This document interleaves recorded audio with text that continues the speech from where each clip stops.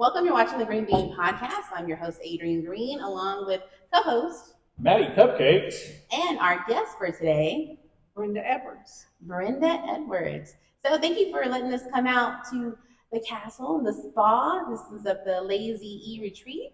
Yes, ma'am. All right. So I got to come out here a few weeks ago whenever y'all had the sip and stroll, just kind of putting it out there for people to come out and check it out. And it was very successful. Y'all had, I think you said 300 people for the weekend to come out here and check it out. Yes, around 300. So it was 300 people, and I believe there was 4 wineries that were stationed. 4 wineries were featured, and they did absolutely wonderful, and I think everybody enjoyed all of their wine. I think so too. So whenever we met, we got to talk a little bit about the castle. So I mean, we're in West Texas, and you don't see castles every day. So this is pretty special. So tell us the story about this castle. Well, number one, this is a historical ranch that was actually started in the 1800s. And Mr. Edwards, W.P. Edwards, was the one that had the ranch. And he ran it for a long time. He was in San Angelo, Cristobal, Big Spring, San Angelo. He worked at a bank there. He was a U.S. Marshal at one time. So it has a long history. And he passed away. And my husband and his brother, Will P. Jr. and Wilson C. Edwards, who is better known as Connie Edwards, kept the ranch going. Butto was Will P. Jr.'s nickname, so I'm going to probably say Butto more than I will Will P. Jr. Okay. So Butto was a rancher, and both of them were pilots, airplane pilots, and they both flew for various companies in the U.S. government. And so they had quite an operation that going on here because they flew in and out. This was their base. And Connie was eccentric, and his brother always said, would you just slow down and, calm down? But he just had all kinds of wonderful ideas. And he wanted a castle in the middle of West Texas. And so that is where this all got started. Wow, that is awesome. So how did you and Connie meet? I moved to Big Spring when I was in the 7th grade. So I was pretty much raised in Big Spring. And we met through, I had a business in Big Spring called Brenda's Bookkeeping. And I kept books. I worked for Hollingsworth, Wilson, Lee, and Reynolds years ago, the CPA firm, and went out on my own, and I had what I call Brenda's Bookkeeping. And I kind of was very independent. I had 2 little girls at home, and I thought, I am not going to, stay at the office all day. I want to be with them some. So I was very independent, and I got a phone call from Connie Edwards, and he said, I need you to keep my books. And I said, I'm sorry. I said, I don't have room for you. I'm full, and I don't want to work. I want to be able to walk out the door and shut the door and blah, blah, blah. And he said, but you don't understand. I really need your help. And he just would not let go. And I guess finally, to get him off the phone, I said, okay, I'll talk to you. So he said, can you come out to Edwards Ranch? And I said, I have no idea where that is. And he was kind of like, everybody knows where Edwards Ranch is, except me, I guess, because I did not know. So I said, okay, give me directions and I'll come out there. And I came out and I talked to him, and as a prospective client, I gave him the normal questions that you would ask anybody, and he was up pacing constantly, never sat down. And I thought, he's going to drive me nuts any, right now. And so he'd walk out of the room and he would come back into the room and he'd say, oh, by the way, I have such and such. And I said, really? So you have a hotel in the Cayman Islands and you forgot that? Just Wow. accidentally forgot it? Come on. And so I'm just sitting here just shaking my head thinking, this guy is a lunatic. So I had some marital problems, and so I got a divorce, and I went to work for him part-time.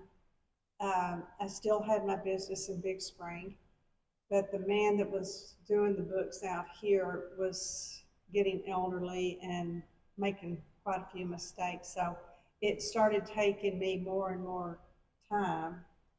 And I actually started coming out here twice a week, trying to keep up with everything. And so that was working out okay. And Connie was married. He got a divorce, and we were good friends.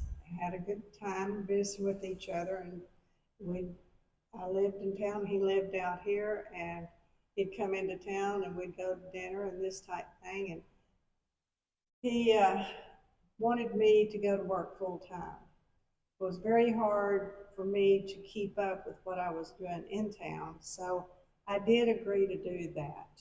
And it was either a matter of keeping about 12 good clients or one good client. Mm-hmm. And I figured the workload would be easier on one. So I chose the one. And I went to work full time for him. And eventually he was talking about starting a stone company. And I thought, here we go. This is going to go off the wall any minute. This is a wild dream. So he said, maybe we ought to get married. And I said, well, maybe that might not be the best thing in the world to do. You can ruin a good friendship with a marriage. And so he laughed, and we ended up getting married. We went to Las Vegas and got married and went to a stone show. You went to a real what? romantic. Stone show. A stone show. Okay, like the Rolling Stones? No. Limestone. Oh, okay. This is limestone right here. Matt. Okay, I'm sorry. Oh, that's okay. I'm trying to follow. I understand. I mean, my grandfather was a geologist. I mean, I know a little bit about stuff, but not much. Okay. About like rock Did you quarries. ever thought that was limestone? No. But it is. I would be like, that's neat sheetrock. That's not sheetrock. That is limestone. Wow. I mean, man, don't hit your head in here, Jesus. No, don't hit your head on it at all. So we got married, and we did start Texas Stone Quarries, which is 8 miles north of Garden City. And the geologist had come out, and there was a man from Dallas that came out that was interested in leasing and starting a quarry, the limestone. And that happened. They came out and started quarrying, and American Limestone went into business at the base in Big Spring. And we sort of sold some limestone to them, and they came out and would buy it. And my husband and Lynn Northrop, who owned American Limestone, kind of got crossways with each other. So that didn't last too awfully long. And he said, I'll just put him out of business. Wow. And I don't think he put him out of business, but we got into the business and became Texas Stone Quarries in January of 1995. Wow. And we tried very hard to work together. I am very organized, a neat noodle. He is was terribly unorganized and a total slob because he was not neat at all. So they say opposites attract, and I guess that's what happened because we were just like day and night. And I was a workaholic, and he didn't even know what the word work meant. You know, he liked to play.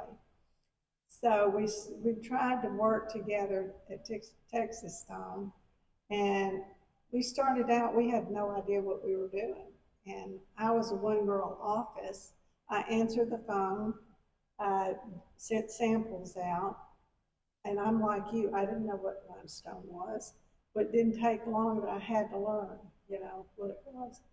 And I tried to absorb everything I could about the stone business. And there were some organizations that we joined, and that all those people would do things all over the United States. And I think Connie went with me to maybe 3 different shows. And he said, I'm done, don't want to do that anymore. Okay. So that was the end of that. That'd be me.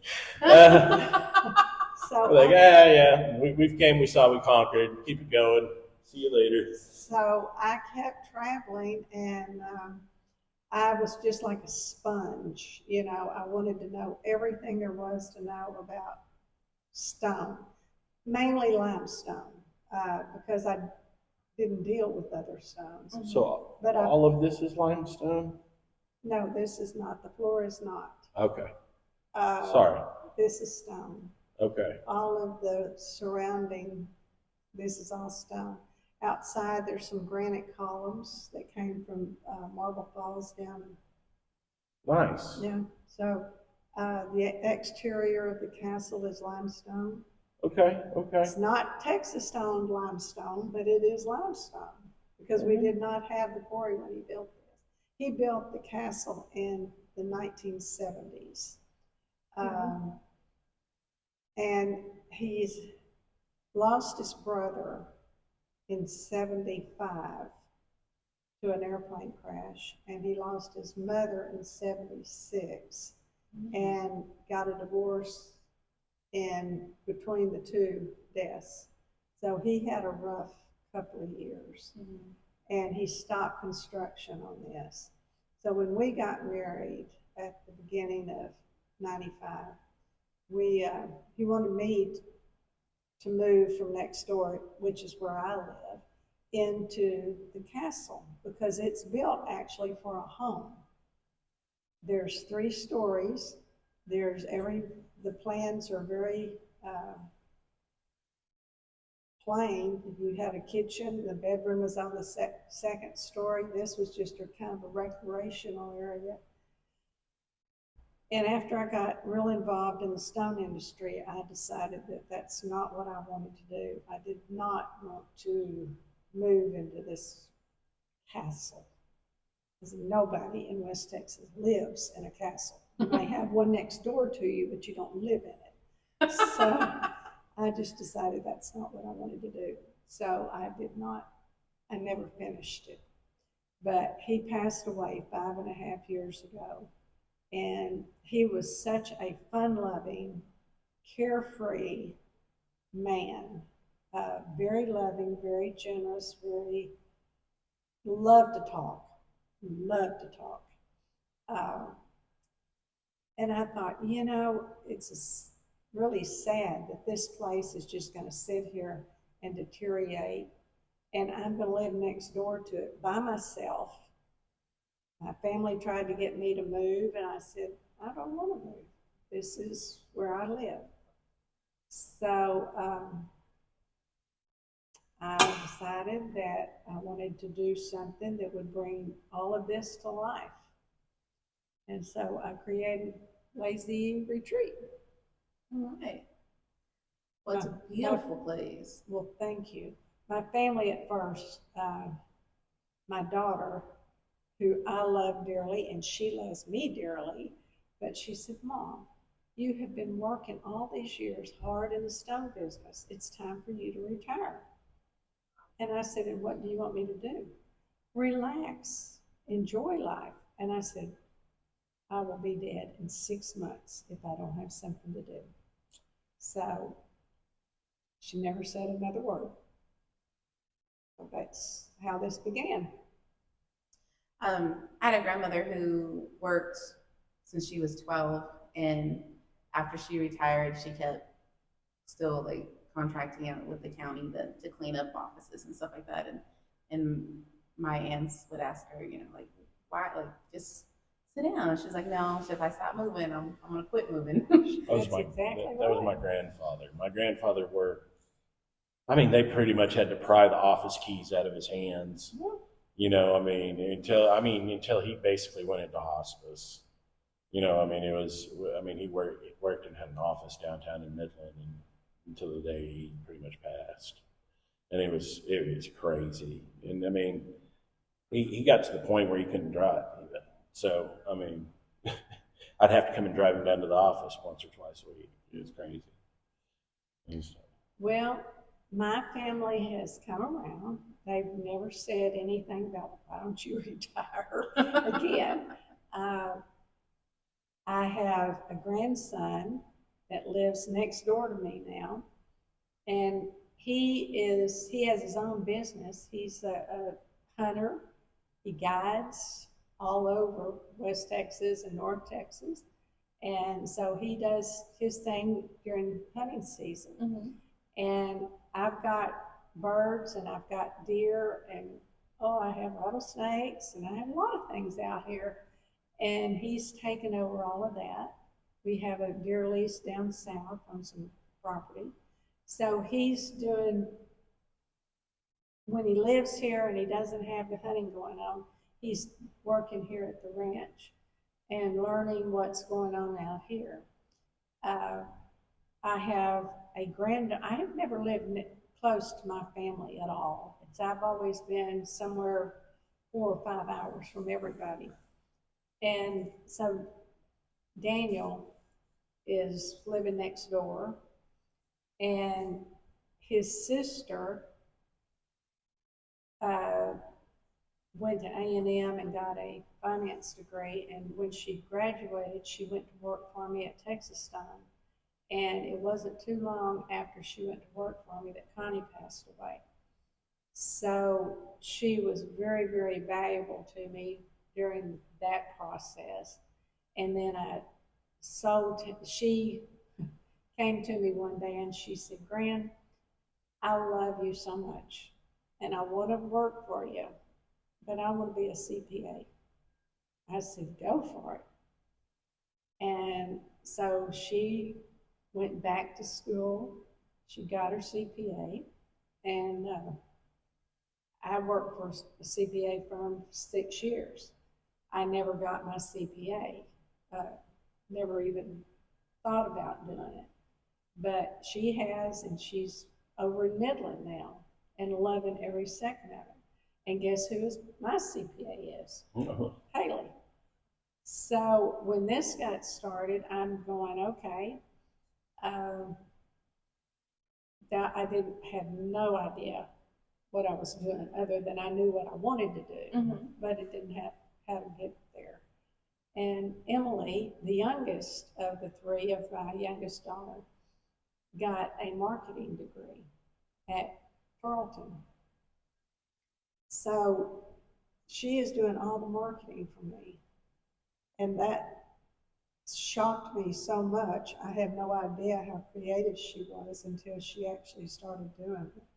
So it's been a real eye-awakening, and it's great to have your family kind of closer to you now. Yeah. And my daughter and her husband bought a ranch in Ballinger. So they live over there part of the time, so that's very close, you know. So I've got a lot of family around.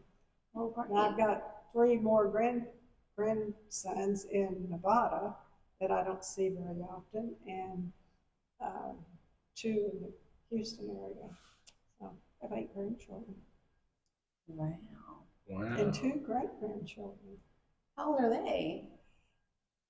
One of them is 16 months, and one of them is 6 months. Ooh, fresh babies. The one that is 16 months lives over in Midland, and a little girl, and a little boy lives in Henderson, Nevada. Oh, very nice. Yeah. Very, very nice. We all try to get together at least for Thanksgiving every year. Everybody, the whole entire family. It's always here. Well, cool. So I think I told you this whenever we talked before, but just in case you forgot or if I didn't tell you, the Green Bean Podcast likes to celebrate stories of growth. So growth in personal development, business entrepreneurship, anything like that, because I feel like a lot of people see today and like, oh man, that must be nice. Well, there's a lot of ups and downs and make it where it is today. And I don't think people hear those stories enough about, the road that got you here. So that being said, what are some struggles that you remember having to overcome to with the stone quarry, the stone business? What are some things that you've? That one was easy. One of the biggest challenges that I had to overcome, and I think every female in the stone industry will say the same thing, is the men did not want to accept a female in the construction business. I think that's typical of any industry in that time period, to be honest. I mean, and we still have male dominated industries now. I mean, I'm in the landscape industry, and not me, because I take them. If they can hold a weed eater, they come to work. But we're starting to see more and more females come to, women come to work, and like the other day, I was driving down the street and saw somebody edging that, had long hair, and I was like, that guy has long hair. No, that's a girl. And everything. I mean, it's becoming more and more common throughout every industry out here, especially in West Texas, because we're so undermanned at at some levels and everything, that we've brought women into the workforce and stuff. And I don't mean that like condescending though, because I know you're looking at me that way. Like we've allowed you in. Like, okay, wow. You can come in. No. Was looking at you. Let me tell you, my grandmother was my grandfather's bookkeeper, and my grandmother could probably work circles around my grandfather's to this day in her grave. Yeah. And he was a crazy Marine, not a crazy Marine, but just a Marine that was very, very dedicated. And I'm just talking about the era that that you were a part of and everything, especially like in the 90s and everything. And we saw, on TV and society, the model home was the white picket fence and, the big perm mom and all that stuff. But, to hear a story of somebody coming out and operating and owning a stone quarry of all things, I mean, it's very Rosie the Riveter. It's just like, yes, we can, it's very prideful, and you should take a lot of pride in that, because that's, I don't think it was right of men in that era to do that at any level. I think women are equal to men in the workforce, to be honest with you. If you got away from the construction site, they were all okay. Oh, yeah. But on the construction site, you didn't have one lick of sense if you were a female. And that was like a mountain for me to climb, but I was going to get to the top, and I was going to conquer it no matter what. And I remember I had a mason contractor over meet me in Midland. Now, I had talked to this man many times on the phone, that had never met him. And I liked him. So I went to Midland and I met him on a job site. And I got out of my car and he got out of his and I went, and he was about 6'4". Oh, And I thought, he's not going to intimidate me. He is not going to do that. And I walked over to him and I gave him the biggest, heartiest handshake you've ever seen. And we got along great. To this day, we get along great. But, you know, I had some issues with some of them. oh yeah. I mean, I've been known to climb over fences to go on a job site when it says off limits. I've done Fort Worth the zoo. I had a friend of mine in to go see the zoo, and our building was not finished yet. So that never really stopped me. So I went through the back gate and climbed in. And just as he was coming over the fence, he said, by the way, what is this building? And I said, it's the reptile building. He was not happy with me. And he started dancing around, waiting for, you know. Thanks. I said, it's not open. It's not open. It's not open yet. No. So, you know, it's been very, very rewarding in the stone industry. I have met, I don't know how many thousands of people, and I consider every one of them friends. And I've joined all the organizations. Connie did not last but maybe a year and a half. He just would go out there and start playing and with the machinery, and we're supposed to be producing stone for a building, and he's out there using the machine to make something cute. And don't get me wrong. I'm that guy. You have seen some of his, not sculpting. Wasn't a sculptor. He liked to bang on stone, but he was very creative. I don't have a creative bone in my body, zero. So there we go again, day and night, you know. So Thanks for normalizing my creativity. yeah. So he lasted about a year and a half, and he said, I think it's time I go home and stay. And I said, okay. Heard. So during this time, were you still raising, whenever you were working the stone quarry, were you still raising your daughters?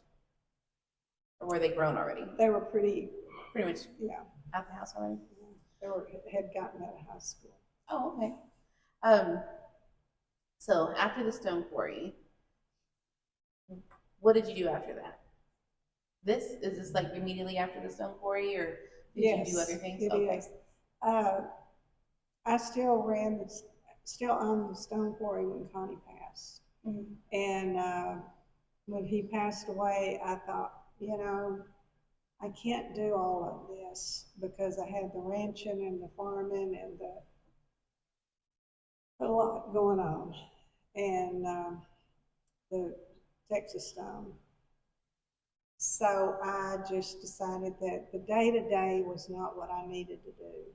I needed to just get away from that. So I did. Mm-hmm. And I sold it to a gentleman out of Idaho. And he's down there running it. All right. So where is Texas Stone Quarry located at? It is South 33 toward Garden City. Okay. And you turn left on Sherrod Road. Okay. Go out that way. And it's still on Edwards Brothers Ranch land. Mm-hmm.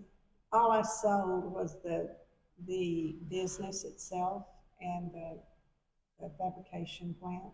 I did not sell any land. Okay. Still own that. Yeah. And I still own part of it, but I don't have to worry about, here comes Jack with a busted thumb, you know, or somebody fussed at somebody, and you know, the day-to-day that you really don't care to do. Right. But don't get me wrong, I have a little bit of it out here, but not near what it is with 32 employees down there. Right. So, So looking back, knowing what you know now and looking back then, what is something you would tell young Brenda about hey during those tough times?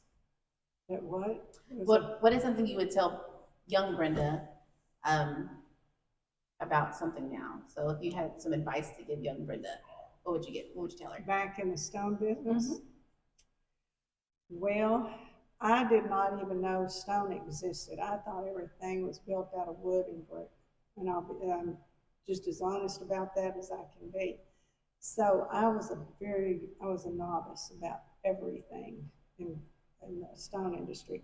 Keeping the books was easy, answering the phone was easy, sending out samples was easy. But as things progressed, I did not know how to quarry stone out of the ground. I had to learn that. And so the stone organizations, most of them have a study tour every year and a convention every year. The convention is a more classy place, and you get, you know, you have speakers and you listen to all that.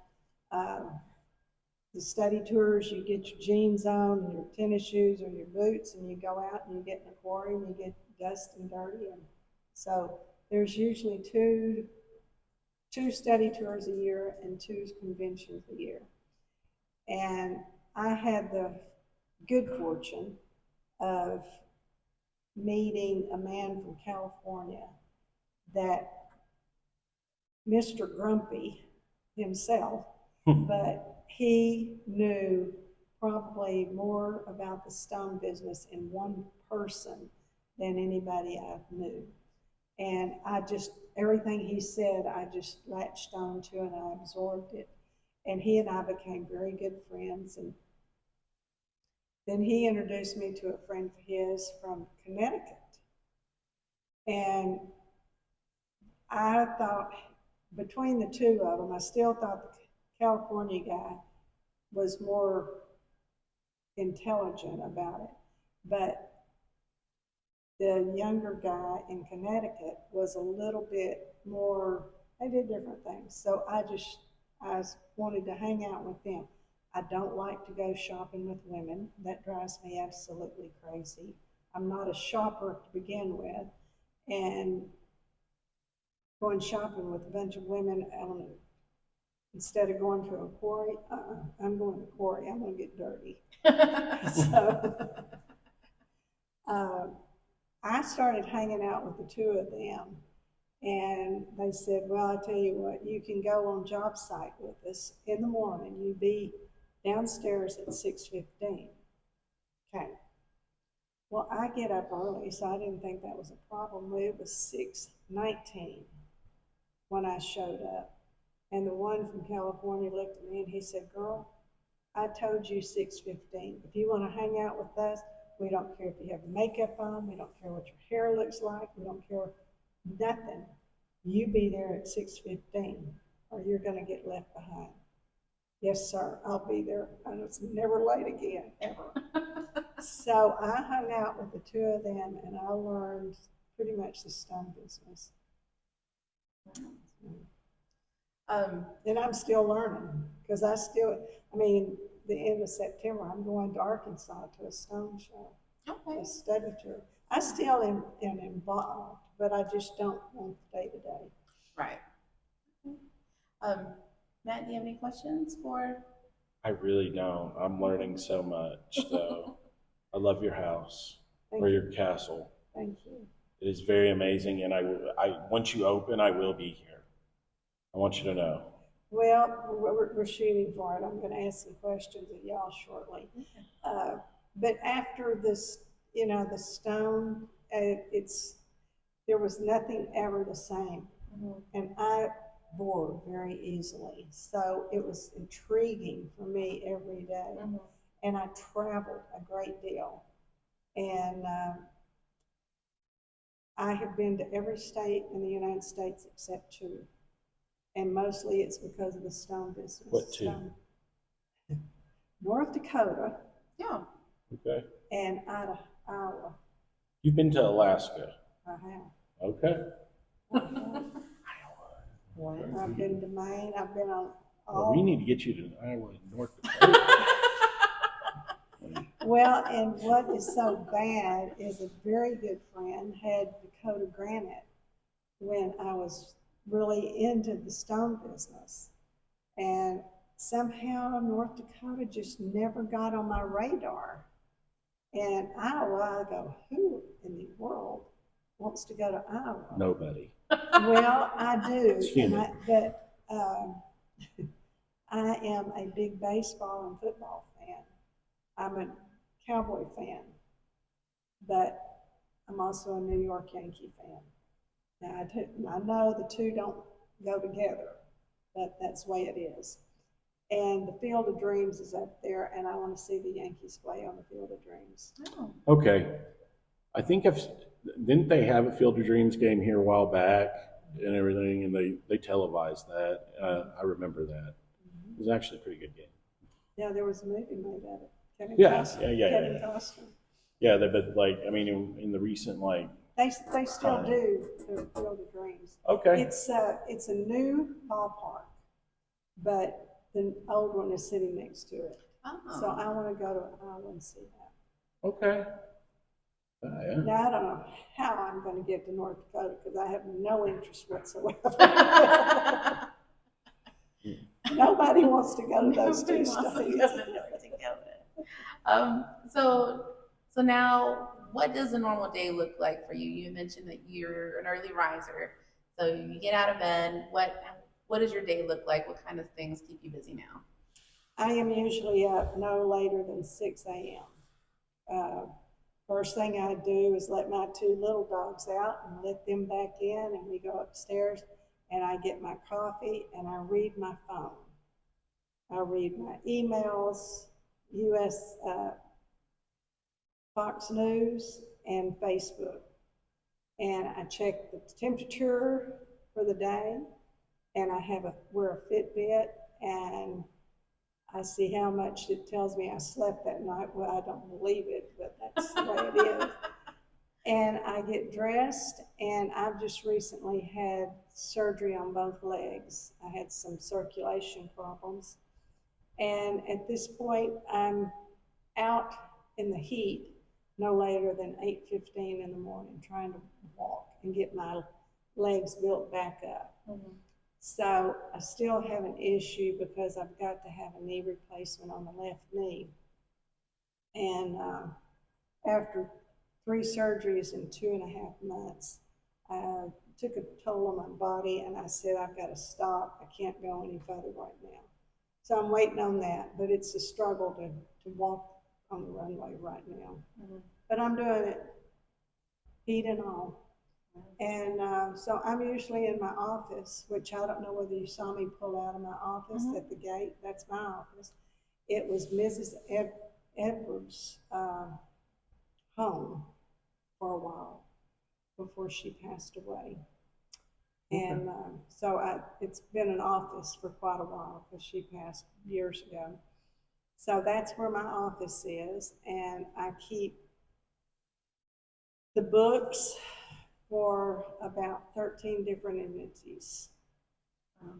And so my eyesight my computer just does not like for my eyes to look at that computer anymore. So my youngest daughter is coming in and helping with that. So I stay at the office until noon. I go home and I have a lunch. And I go back to the office, and I usually come home around 4 or 5. Okay. I don't think I have any other questions right now. Do you have anything? Again, like I'm blank faced. I'm like soaking it in. I love this place. I was serious when I asked you if you see the other side? Not yet. Well, we'll go over there. Yeah. Oh, you're at the wine cellar. Yep. All right. Well, I may never leave y'all. Okay, so I guess my last question is for anybody who's listening right now and watching this interview, what is what would you tell someone who is looking to expand? Because you were already in business, doing business for yourself whenever you um, came into the Edwards business, the stone stuff, and or before you came out here. So, what is something you would tell somebody who's already doing something for themselves, but they have other opportunities um, that could lead them to bigger things? What and they're maybe hesitant about it. What kind of advice would you give them? Well, the first thing I would say is, especially to a female, is don't be afraid to do it. Because most females are afraid to jump out there and they don't want to be a failure. And, you know, you're going to hit your bumps and humps, but, you know, you learn from them. And believe in yourself, for sure, that you can do it. Don't let anybody tell you you can't do it, because if you haven't tried it, you don't know. And jump out there and do it. Sounds like some great advice. The good place to end our interview today. So thank you for joining us. Well, thank you for coming out, and I hope you see you November the 9th at our next Sip and Shop. Yes, ma'am. Also, shout out to our sponsors for season 5, Vica's Mexican Kitchen, Just for Him Men's Haircuts, Splurge Women's Boutique, Yo Mamas, and TX Pedals and Sugar. Thank you so much for helping us to do what we love to do and getting to learn these amazing stories. So thank you so much for listening, and you've been watching the Green Bean Podcast with Adrian Green And Maddie Cupcakes. and our guest today, Brenda Edwards. Brenda Edwards. So thank you so much. Kind of Maddie Cupcakes.